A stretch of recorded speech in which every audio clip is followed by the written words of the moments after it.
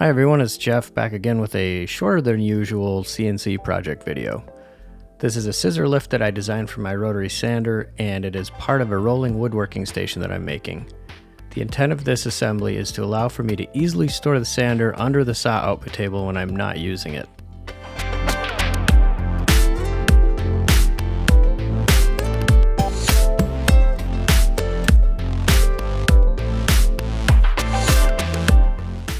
While the CNC is cutting parts, I'd like to highlight that for the first time I used joints in Fusion 360 to verify that my assembled unit would fold up without any of the parts interfering with each other. It was also important for the scissor lift to go both up and out when extended to ensure clearance from my dust collection plenum.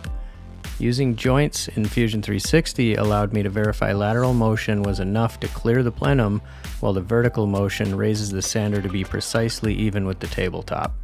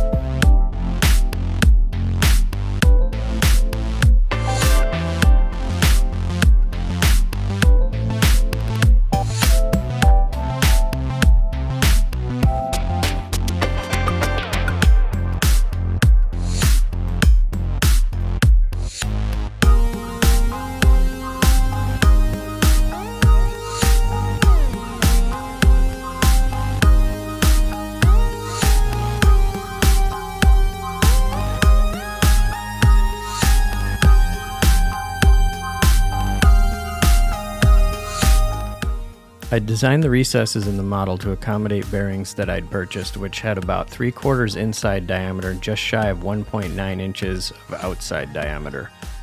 In retrospect, I probably could have made this lift without using so many bearings. I was trying to reduce any resistance in the motion, and it almost works too good where I'd prefer I had a bit more resistance. To fasten the bearings to the dowels and the stationary recesses, I used spray-activated super glue.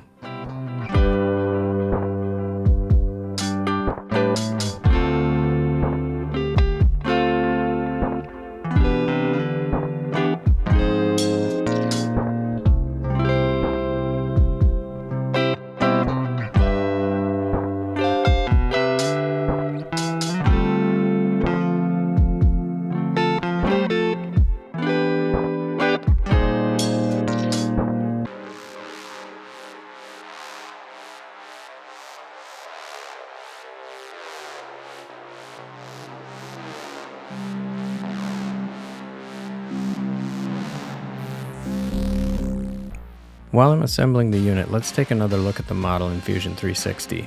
I left the 3/4 inch wooden dowels out of the model because I was going to be cutting them out using the miter saw. I designed the model in the extended position and then added joints using the as-built joint feature in Fusion. I added rotating joints at the bearings and slider joints to restrict the motion of the top, front, and back rear bearings. I don't yet know how to do a non-linear path for a joint in Fusion if that's possible, so the back rear slider motion is straight instead of being a perfect representation. If anybody watching knows how to translate motion along an irregular path, I hope they will share it in the comments. For my purposes, it was good enough just to use a straight path. When programming the parts for the CNC, I first made a copy of all the parts and laid them out flat in the design workspace. Then, in Fusion's manufacturing workspace, I made a setup and did 3 toolpaths. The first toolpath cuts out the interior cavities using a 2D contour without any tabs. The second path cuts out the recesses using a 3D pocket clearing toolpath. The final toolpath does the outer contours with tabs every few inches to hold the parts in place.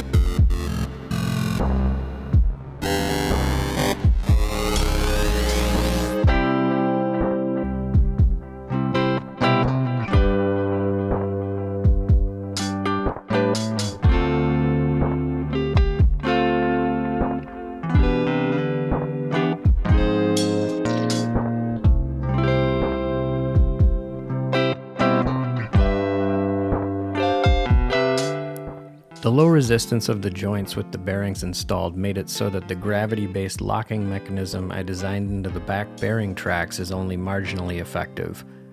I will probably do a follow-on project to design a latch to hold the unit stable when it's in the extended position.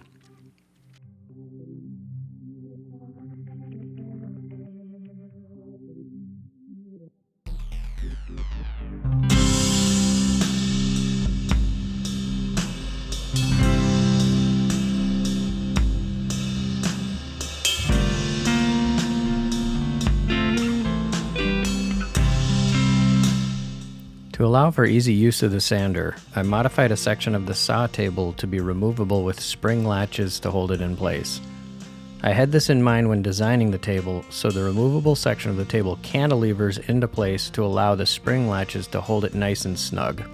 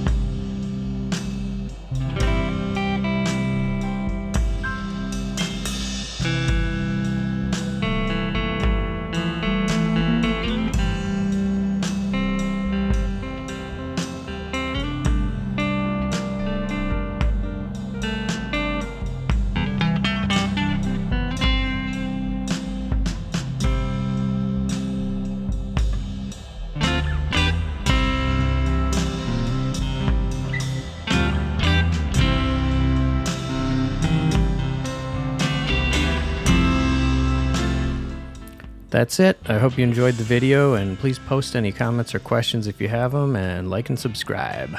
Have a great day. Bye.